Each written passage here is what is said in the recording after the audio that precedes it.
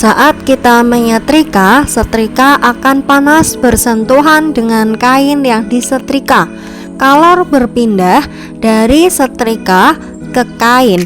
Perpindahan seperti ini disebut konduksi. Bagaimanakah proses perpindahan kalor secara konduksi itu? Konduksi adalah perpindahan kalor melalui zat padat tanpa disertai partikel-partikel zat.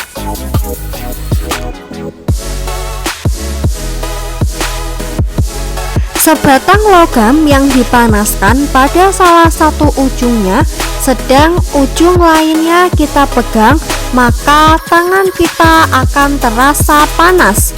Karena kalor berpindah dari ujung yang kita panaskan ke ujung logam yang kita pegang. Perpindahan kalor secara konduksi terjadi pada ujung yang dipanaskan, bergetar lebih cepat sehingga dapat menabrak partikel di depannya dan memberikan energi sebagian. Akibatnya, partikel yang ditabrak bergetar lebih cepat dan menabrak partikel di depannya. Kejadian ini akan terus-menerus terjadi selama zat padat tersebut dipanaskan.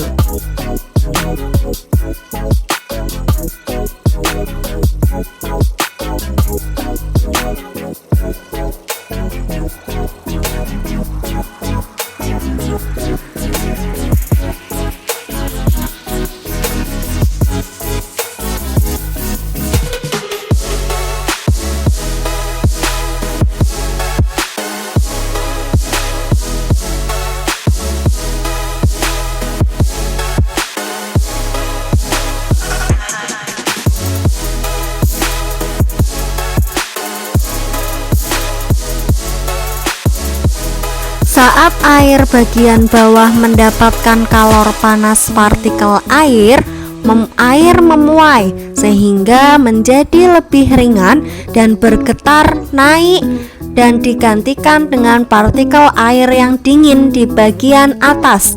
Dengan cara ini, perpindahan dari air bagian bawah berpindah bersama aliran air menuju bagian atas. Proses ini disebut konveksi.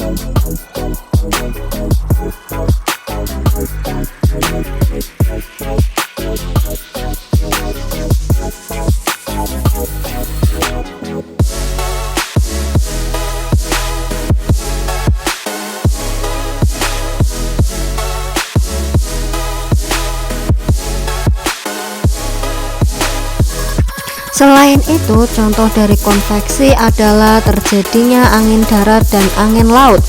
Angin darat terjadi pada malam hari, berhembus dari darat ke laut.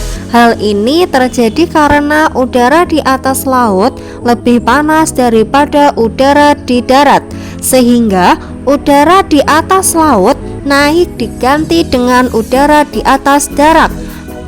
Maka terjadilah aliran udara dari darat ke laut. Angin darat dimanfaatkan oleh nelayan menuju laut untuk menangkap ikan. Angin laut terjadi pada siang hari, berhembus dari laut ke darat.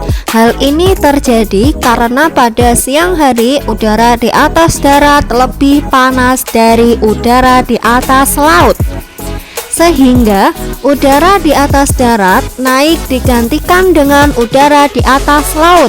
Maka terjadilah aliran udara dari laut ke darat. Angin laut dimanfaatkan oleh nelayan untuk kembali ke darat atau ke pantai setelah menangkap ikan.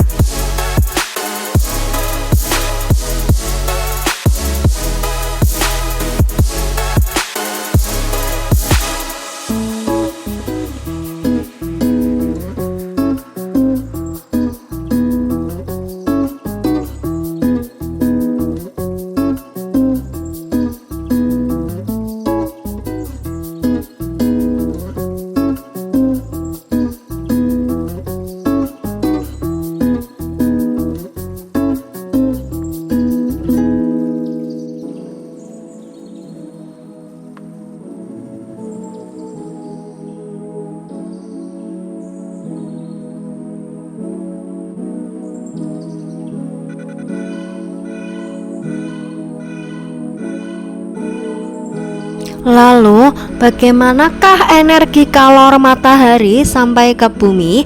Telah kita ketahui bahwa antara matahari dengan bumi berupa ruang hampa udara, sehingga kalor dari matahari sampai ke bumi tanpa melalui zat perantara.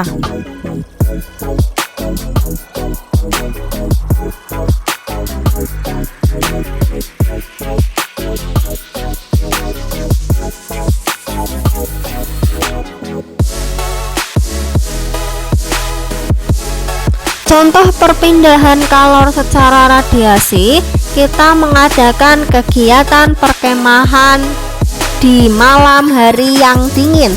Sering menyalakan api unggun. Saat kita berada di dekat api unggun, badan kita terasa panas karena ada perpindahan kalor dari api unggun ke badan kita secara radiasi.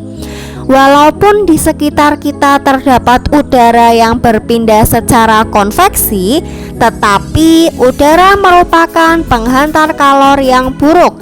Jika antara api unggun dan kita diletakkan sebuah penyekat, api unggun tidak dapat kita rasakan lagi.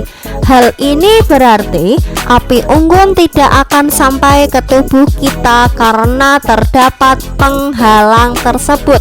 Dari peristiwa api unggun dapat disimpulkan, dalam peristiwa di atas, kalor berpindah dalam bentuk cahaya. Karena kalor mendapatkan ruang hampa, maka kalor pun dapat merambat. Radiasi dapat dihalangi dengan cara memberikan penutup atau penyekat yang dapat menghalangi cahaya dari sumber cahayanya.